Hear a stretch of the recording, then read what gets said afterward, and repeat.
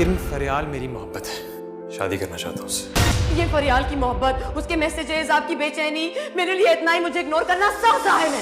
आपने और अंकल ने सैफ की शादी मुझसे जबरदस्ती करवाई थी। किरण मुझ पर मुसल्लत है कि उसने मुझसे शादी आप लोगों के प्रेशर में आके की थी। मैं मजीद तुम्हारे बगैर नहीं रह सकता। तुम मुझे मिल जाओगे, फिर किसी की परवाह नहीं मुझे। मेरी जिंदगी एक अनचाहे रिश्ते में गुजार दे। किरण को डिवोर्स दोगे या फिर नहीं? अब नहीं सहूंगी। सैफ की जिंदगी में फरियाल का दोबारा आना किरण के लिए खतरे की घंटी है। फरियाल दोबारा से सैफ को ट्रैप करती है और अपनी तरफ कर लेती है और सैफ की सोई हुई मोहब्बत फिर से जाग उठती है।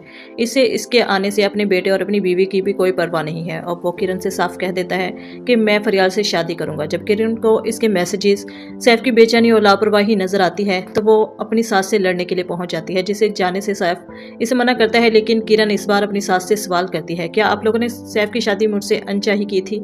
वो कहता है कि मेरी शादी आपसे ज़बरदस्ती की गई है। अगर आपके बेटे को फरियाल में दिलचस्पी थी तो आपने मेरी ज़िंदगी क्यों तबाह की? सैफ फरियाल से मोहब्बत के दावे करता है और कहता है कि मैं अब तुमसे शादी करूंगा, अब मुझे कोई भी नहीं रोक सकता। लेकिन फरियाल इससे डिमांड करती है कि अगर मुझसे शादी करोगे तो पहले किरण को तलाक दोगे। लेकिन सैफ किरण को और फरियाल को दोनों को राज़ी रखना चाहता है। वो किरण से कहता है कि मैं फरियाल से शादी करूंगा मगर तुम्हें तलाक नहीं दूंगा।